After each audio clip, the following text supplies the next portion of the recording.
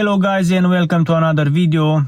Exactly 1 year ago I got my hands on the Dacia Duster, on the new Duster, as I kept on saying for at least 6 months. In this video I want to share with you some important informations, in my opinion, the best and the most intense off-road drives, off-road climbs, my overall experience with this car.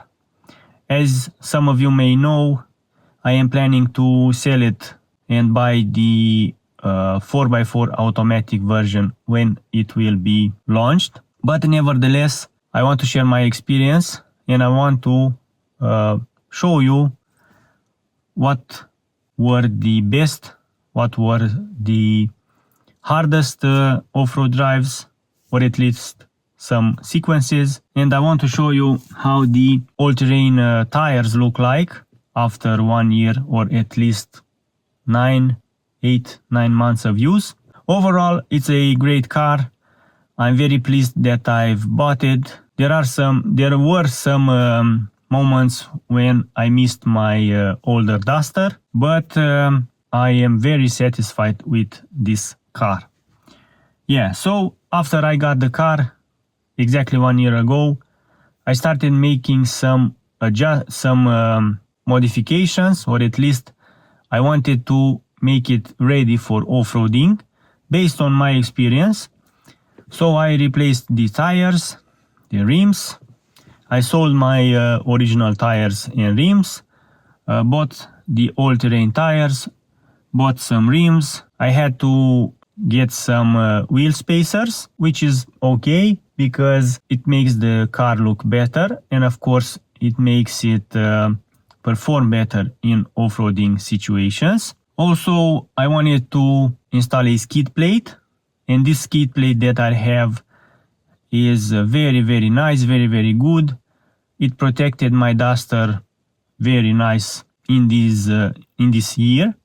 Also, the felt plates, I hardened a little bit the felt plates and they are working very nice. I don't intend on replacing them, even though there are some skid plates, metal skid plates made specially for that area that is covered by the felt plates. And yeah, after I've done all this on our first off-road drive on mud, the car performed very nice. We got into a situation where we tested the skid plate, where we tested the durability or the hardness of the strength of the lower area of the front bumper. I can honestly say that is far more better than the one on the Duster 2. After that off-road drive, I saw that the front bumper is has more strength, which is very nice.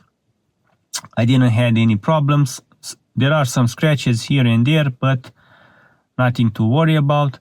One thing is nice that in this year I only got to be towed once on a very hard mud trail section. Besides that, I didn't have to be helped by another car, which is okay. There was another important off-road drive in my opinion when we compared the older Duster with this model, the diesel one with this model, and I can honestly say that there are some differences, but mostly when you have to start moving, you can see the difference on the torque, on the lower RPMs for the diesel, the higher RPMs for the petrol engine, and so on.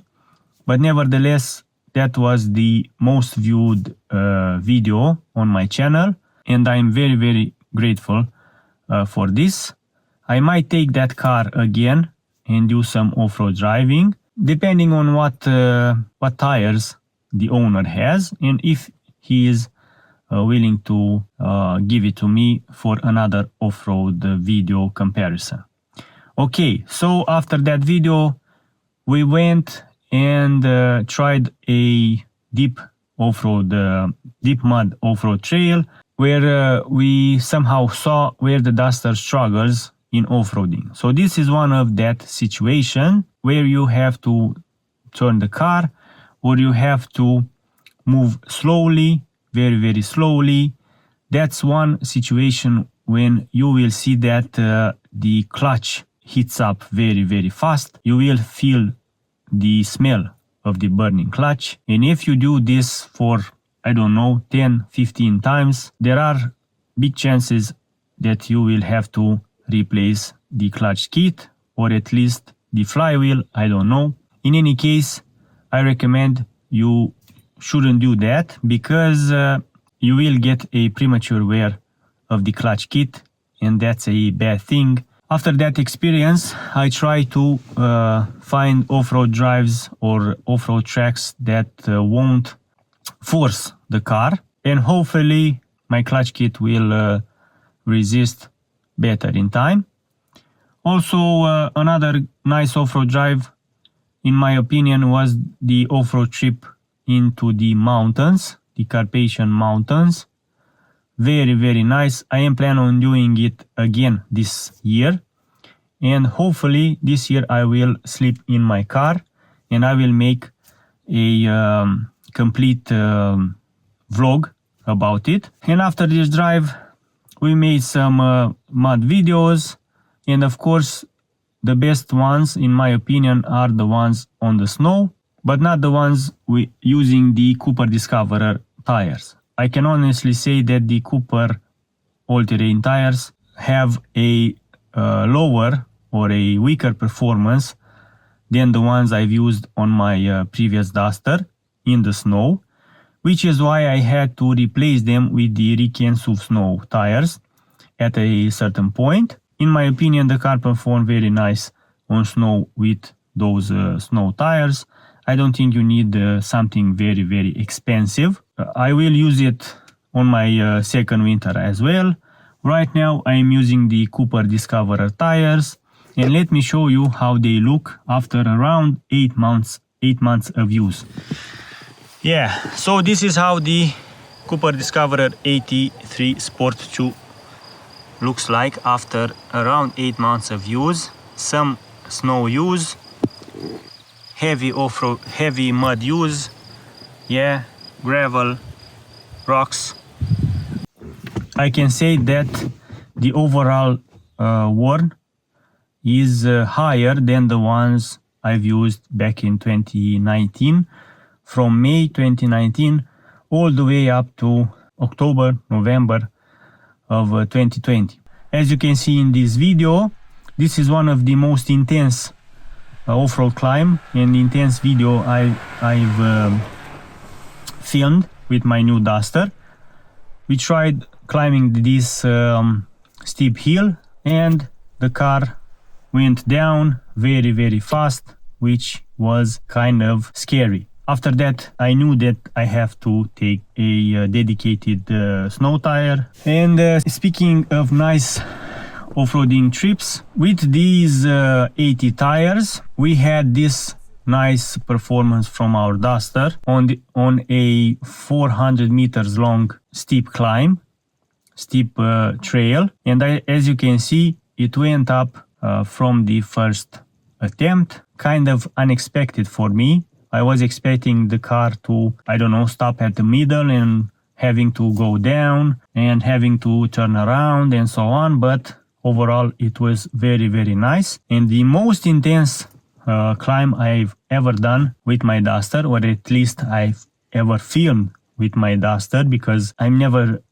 driving my car, is this one, around 30 degrees, 25, 30 degrees inclination, I'm not sure. In many areas, maybe more. The Duster performed very, very nice. I could say that this climb was done better with my Duster, faster than it was done by the Jimny or the Lada Niva, because all the three cars made an attempt. Of course, all the three cars went up from the first attempt. At the same time, if one of those cars were to stop in the middle, it would have been very, very dangerous. I do not advise you to do stuff like that.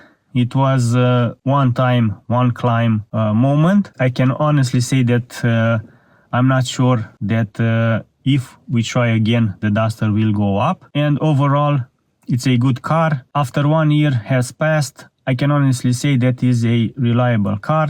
Very nice, very comfortable. I really like the parking brake. I really like the infotainment system, but with its flaws, the parking sensors working, not working, cameras working, not working, that's okay for me. One thing I don't like is the fuel consumption, which is a little bit higher than I expected. Combined the off-roading and the mileage made on the road, you should expect, or at least in my case, I have around 7.5 liters for 100 kilometers. That's a little bit higher than my expectations, but considering the fact that I've only done 11,695 kilometers in 1 year, we can say that the overall cost of transportation is not that high. So that's it with my video. Thank you for your time and drive safe. Bye bye.